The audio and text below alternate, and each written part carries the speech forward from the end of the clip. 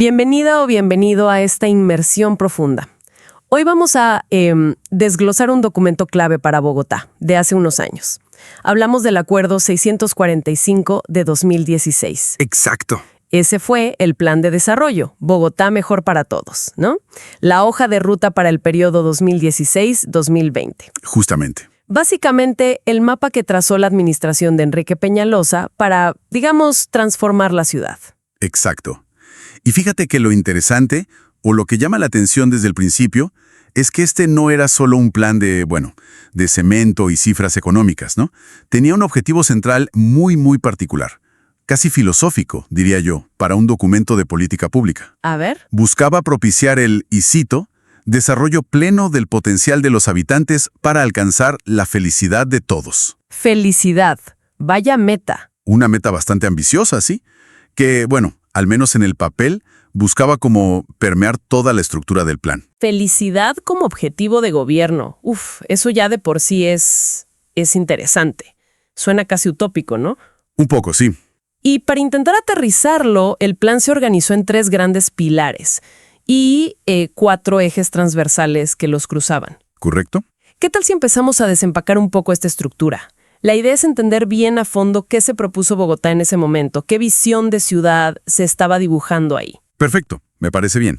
Arranquemos entonces con el primer pilar. Se llamaba Igualdad de Calidad de Vida.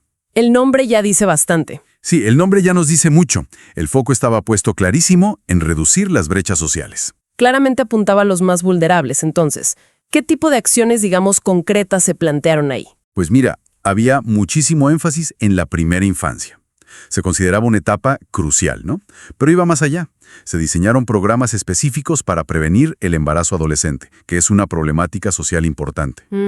Y también para acompañar el desarrollo integral, desde la gestación hasta la adolescencia. Y otro punto clave, se abordó la seguridad alimentaria y nutricional. O sea, buscar que nadie en la ciudad pasara hambre y que la nutrición fuera adecuada. Entiendo, como sentar una base social sólida. ¿Y la educación? ¿Qué papel jugaba en este pilar de igualdad? La educación era central, un papel central. Se buscaba garantizar no solo el acceso, sino también la permanencia y, muy importante, la calidad en la educación. Una de las banderas fue impulsar la famosa jornada única. Claro. Extender el tiempo que los estudiantes pasan en el colegio, con actividades académicas y también complementarias. Algo que, siempre ha sido un desafío logístico y presupuestal enorme. Sí, me imagino. De hecho, había metas muy tangibles, como construir y equipar 30 colegios completamente nuevos. 30 colegios. Eso es una meta considerable. Sí, lo era. ¿Y la educación superior? ¿También estaba contemplada de alguna forma? Sí, también. Se propuso crear lo que llamaron un subsistema distrital de educación superior. La idea era, articular mejor la oferta que ya existía, mejorar la calidad y, sobre todo, facilitar el acceso a la universidad o a la formación técnica y tecnológica para más jóvenes bogotanos. O sea, darle como más coherencia a todo el sistema educativo después del colegio. Exactamente, esa era la idea. Muy completo en lo educativo, sí. Y en salud, había también un enfoque, particular o novedoso. Definitivamente. Se planteó un giro hacia un modelo más preventivo. La idea no era solo curar, sino anticiparse a la enfermedad, identificando riesgos. Se habló mucho de una atención primaria en salud resolutiva. ¿Y eso qué significaba en la práctica? Pues significaba equipos de salud, médicos, enfermeras, todo el personal, que no solo esperaban en el centro de salud, sino que iban a los barrios, a los hogares, para hacer seguimiento y resolver problemas básicos de salud directamente allí, en el terreno. Eso suena a llevar la salud más cerca de la gente, ¿no? Esa era la intención. ¿Y la tecnología? ¿Jugaba algún papel en esto de la salud? Bastante, sí. Se impulsó la modernización tecnológica del sistema de salud distrital. Se habló, por ejemplo, de implementar la historia clínica virtual unificada. Eso facilitaría mucho las cosas. Claro, imagínate. Y también fomentar la telesalud, o sea, consultas y seguimientos médicos a distancia. Además, por supuesto, se planificó nueva infraestructura hospitalaria. Y aquí, fíjate, se contemplaron incluso las asociaciones público-privadas, las famosas APPs, como un mecanismo de financiación. Interesante lo de las APPs en salud. Oye, y un detalle que quizás sorprenda a algunos. También se creó una entidad para los animales en este plan. Así es, dentro de este marco tal cual se autorizó la creación del Instituto Distrital de Protección y Bienestar Animal.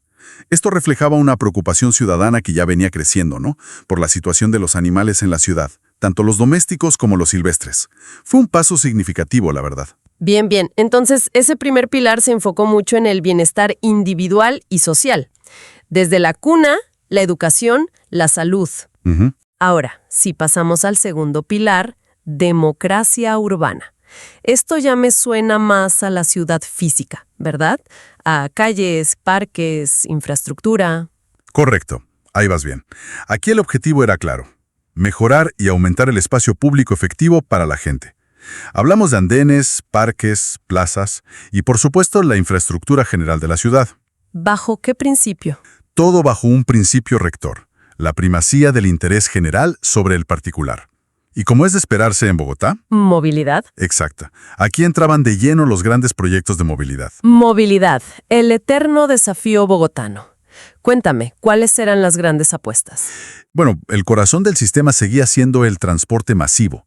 Se planeaba ampliar varias troncales de Transmilenio, el sistema de buses articulados que ya existía. Pero la gran noticia, la que llevaba décadas esperándose, era contratar e iniciar por fin la construcción de la primera línea del metro de Bogotá. El metro. ¡Wow! Eso, por sí solo, ya marcaba una ambición enorme para este periodo. El metro, sin duda. Eso sí que era un antes y un después en la planificación de la ciudad. Y más allá del transporte masivo motorizado, ¿qué hay de las bicicletas, los peatones? También se pensó en ellos. El plan incluía metas ambiciosas para la bicicleta, que es un medio de transporte que ya venía creciendo muchísimo en Bogotá. Se proyectó la construcción de 120 kilómetros nuevos de ciclorrutas. ¿120 kilómetros? Sí, y la conservación o mejora de otros 100 kilómetros que ya existían. Y para los peatones se destacaba un proyecto muy específico: continuar la peatonalización de la carrera séptima. Ah, la séptima. Una de las vías más emblemáticas de la ciudad, ¿no? En su segunda fase. La séptima peatonal. Otro tema que siempre genera debate. Uf, sí. ¿Y qué más sobre el espacio público en general, además de la séptima? Pues había un énfasis muy fuerte en recuperar y mejorar parques, plazas, alamedas. Se pusieron metas cuantitativas, fíjate. Construir 3.5 millones de metros cuadrados nuevos de espacio público. ¿3.5 millones? Sí. Y conservar 1.2 millones de metros cuadrados existentes. Y algo muy importante, se planteó un control más estricto de la ocupación indebida del espacio público. ¿Cómo así? ¿A qué se referían? Y el plan definía de manera muy específica qué constituía una ocupación indebida. Por ejemplo, casetas no autorizadas, volardos instalados por particulares, comercios que se extienden a la acera. Buscaba recuperar andenes y zonas peatonales para el uso de todos, básicamente. Recuperar el espacio público suena bien, claro, pero a veces implica medidas que generan controversia. El plan contemplaba cosas como, no sé, peajes dentro de la ciudad o cobros por evitar el pico y placa. Sí las contemplaba. Ambas medidas fueron explícitamente autorizadas en este plan de desarrollo. Se permitió implementar un pago anual voluntario para que los conductores pudieran quedar exentos de la restricción de circulación del pico y placa. Ah, mira. ¿Y qué pasaba con esa plata? Los fondos recaudados, decía el plan, se destinarían al sistema de transporte público y también al mantenimiento de la malla vial. ¿Y los peajes urbanos también? También se adoptó esa figura. Se autorizó la instalación de peajes en vías construidas o financiadas principalmente con capital privado, o bueno, en nuevas vías de alta velocidad que se construyeran. E incluso se detallaba qué tipo de vehículos estarían exentos de ese pago, como ambulancias, vehículos de policía, bomberos, ese tipo de vehículos. Entendido. Eran herramientas pensadas para gestionar la congestión y, supongo, financiar infraestructura. Exacto. Medidas fuertes por un problema crónico. Bien, pasemos entonces al tercer pilar. Construcción de comunidad y cultura ciudadana. ¿De qué se trataba esto? Suena un poco más abstracto, quizás. Sí, puede sonar abstracto, pero tenía un enfoque muy ligado al comportamiento ciudadano y a la convivencia diaria, ¿no? Buscaba aumentar el cumplimiento voluntario de las normas, fomentar la cooperación entre los ciudadanos y, algo fundamental, fortalecer la seguridad y el acceso a la justicia. O sea, mejorar la percepción de seguridad, que suele ser un gran reto en Bogotá. Exactamente. Ese era uno de los grandes objetivos. ¿Y cómo planeaban mejorar esa percepción de seguridad? ¿Había alguna estrategia específica? Sí, se enfocaron en prevenir delitos que afectan mucho el día a día de la gente. El hurto en el transporte público, por ejemplo. Uf, sí. La violencia en entornos escolares, el microtráfico en los barrios. También se creó un sistema distrital de derechos humanos para articular mejor las políticas en esa materia. Y algo muy relevante para el contexto colombiano de la época, se planteó una estrategia para abordar los retos de la paz y la reconciliación, Ah, mira. incluyendo la atención a las víctimas del conflicto armado que residen en Bogotá, que son muchas. Importante ese vínculo con el contexto nacional, sin duda.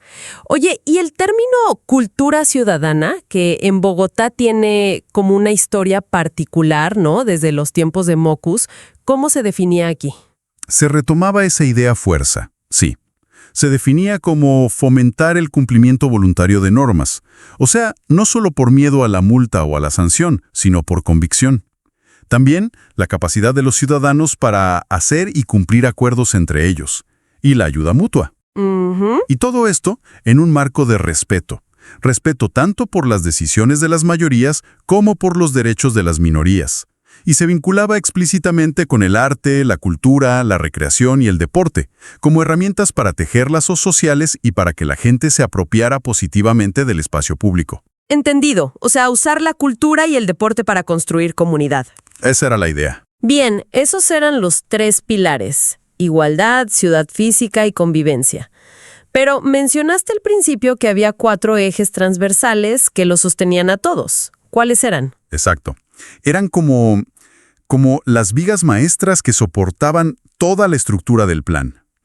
El primero era el nuevo ordenamiento territorial. ¿Y eso qué implicaba en términos prácticos? ¿Ordenar el territorio? ¿Cómo? Fundamentalmente era planificar la ciudad con una visión de futuro.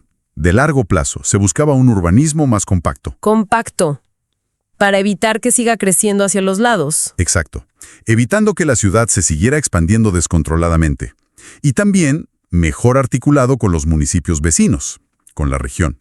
Incluía cosas como mejorar la calidad de la información disponible para tomar decisiones de planeación, gestionar el suelo de manera más eficiente, especialmente para construir vivienda de interés prioritario, VIP, y social, BIS. Vivienda para familias de bajos ingresos. Eso es. Y mejorar la conectividad, tanto física como funcional, con la región Sabana Centro. Entendido. Una visión más regional y ordenada del crecimiento. ¿Cuál era el segundo eje transversal? El segundo era desarrollo económico basado en el conocimiento. Aquí la apuesta era por, digamos, sofisticar la economía bogotana. ¿Convertir a Bogotá en un hub de innovación o algo así? Esa era la idea, sí. Promover una mayor interacción, una mayor colaboración entre las universidades, el sector público y las empresas. Se creó incluso un fondo específico, el Fondo Cuenta Distrital de Innovación, Tecnología e Industrias Creativas, para financiar proyectos en estas áreas. ¿Interesante? Se buscaba generar empleo de mejor calidad, fortalecer la formación técnica y profesional para que la gente tuviera las habilidades que demandaba el mercado, hacer más eficientes los mercados tradicionales, como las plazas de mercado distritales, e impulsar el turismo como motor económico. Y también mencionaste algo de ciudad inteligente. Sí, aquí también entraban las iniciativas de Bogotá Ciudad Inteligente y Bogotá Ciudad Digital. O sea, usar la tecnología para mejorar la calidad de vida y la eficiencia de los servicios urbanos. Una apuesta clara por la economía del siglo XXI entonces. El tercer eje era sostenibilidad ambiental. ¿Qué abarcaba? ¿Solo temas verdes, parques y eso? No, iba mucho más allá de simplemente plantar árboles. Aunque claro, la recuperación y protección de la llamada estructura ecológica principal era central.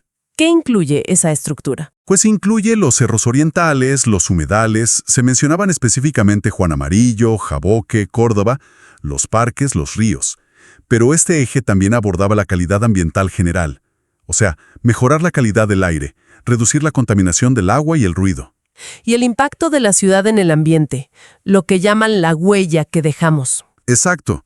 Se hablaba explícitamente de gestionar mejor la huella ambiental urbana. Eso incluía un manejo más moderno e integral de los residuos sólidos. Y aquí era clave el Plan de Gestión Integral de Residuos Sólidos, el PGIRS, que además ponía un énfasis importante en la inclusión formal de la población recicladora. Ah, qué bien eso. Sí, y también la reducción de las emisiones contaminantes. Se conectaba con la idea de una ciudad más compacta y más eficiente en el uso de la energía. Incluso se proponía implementar energías renovables en el sistema de alumbrado público. Vaya. Y no se olvidaba la dimensión rural de Bogotá, buscando un desarrollo sostenible para las zonas campesinas del distrito. Muy completo ese eje ambiental, la verdad. Y finalmente, el cuarto eje transversal. Gobierno legítimo, fortalecimiento local y eficiencia. Suena a modernizar la alcaldía, ¿no? En esencia, sí. El objetivo era restaurar y fortalecer la confianza de la ciudadanía en las instituciones distritales, que a veces está un poco golpeada, ¿no? Suele pasar. Y esto pasaba por varias líneas. Más transparencia en la gestión, mejorar la calidad y, ojo, la calidez del servicio al ciudadano. Importante eso. Modernizar administrativamente las entidades, avanzar hacia un gobierno digital más ágil, fortalecer las alcaldías locales para que tuvieran más capacidad de respuesta en los barrios y, por supuesto, una lucha frontal contra la corrupción. ¿Alguna medida concreta que recuerdes para esa modernización o eficiencia? Sí. Hubo varias. Por ejemplo, se creó el Consejo de Política Económica y Social del Distrito, el COMPES Distrital, como una instancia de alta coordinación para las políticas públicas más importantes, para que hubiera más coherencia. Ajá. También se le dieron facultades al alcalde mayor para reorganizar o fusionar diferentes observatorios e instancias de coordinación que existían, buscando evitar duplicidades y hacer más eficiente todo el aparato administrativo. Limpiar un poco la casa. Algo así.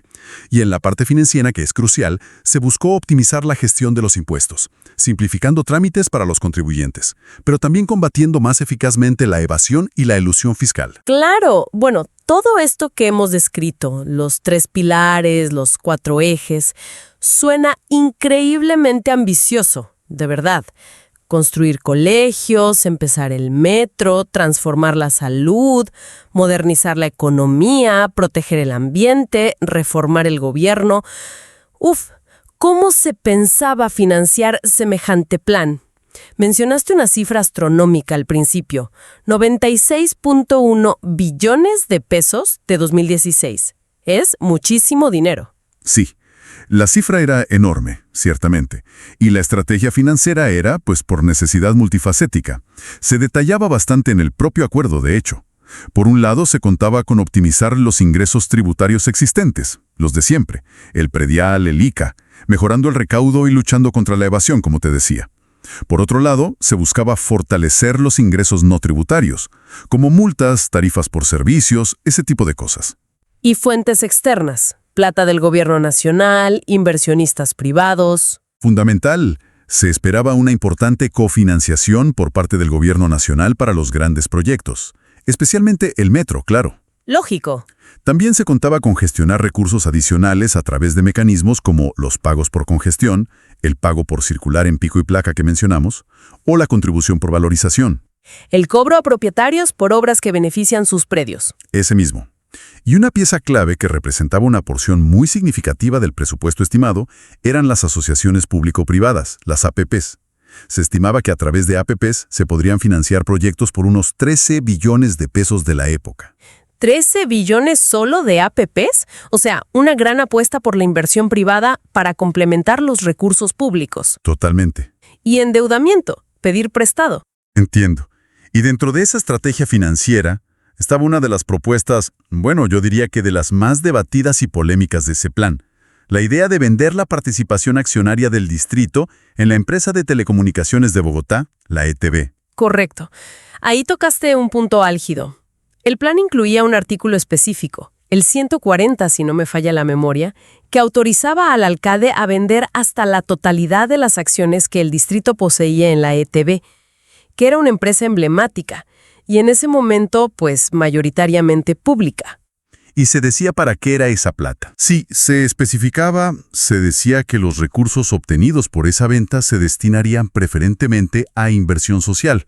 Mencionaba primera infancia, construcción de colegios, hospitales, seguridad, infraestructura vial. Era una parte integral de cómo se pensaba financiar el ambicioso plan social y de infraestructura. No era un detalle menor. Pero esa venta generó muchísima resistencia política, ciudadana. Recuerdo las marchas, los debates. ¿Qué pasó finalmente con eso? ¿Se vendió? No, no se vendió. Y es un punto importante aclarar. Aunque la autorización estaba en el plan de desarrollo aprobado por el Consejo, esa parte específica, ese artículo que permitía la venta de ETB, fue objeto de demandas legales.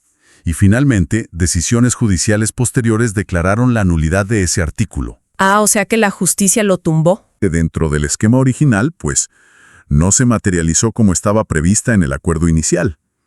Es un buen ejemplo de cómo los planes, por muy bien estructurados que estén, pueden enfrentar obstáculos legales y políticos en su ejecución, ¿no? Muy claro, sí.